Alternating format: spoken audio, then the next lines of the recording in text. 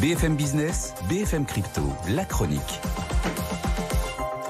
Et un mot des tendances pour commencer. Antoine, ça va mieux sur les grandes cryptos ce matin, notamment Bitcoin et Ether.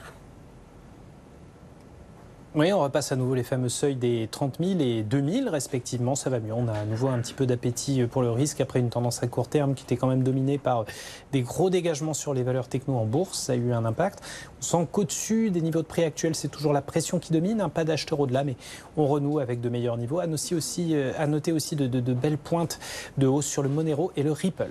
Antoine, vous nous parlez de blockchain ce matin également, la technologie de base derrière le monde des cryptos. On a un secteur bancaire qui commence à bien monter en puissance dans ce domaine. BNP Paribas vient d'y marquer des points décisifs.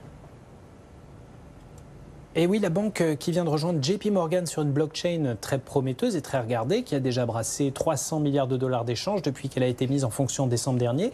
C'est une blockchain qui permet d'effectuer une partie des opérations de repo. Comprenez en gros qu'on va louer en quelque sorte quelques heures des obligations d'État pour adosser ses prêts et les garantir. Pour une banque, c'est essentiel pour les opérations au jour le jour et boucler le bilan quotidien. Et le fait de pouvoir le faire via la blockchain garantit de pouvoir le faire avec une rapidité, une fiabilité, une traçabilité impeccable sans que les titres en question aient besoin d'entrer et de sortir des livres de compte de chacun à chaque fois.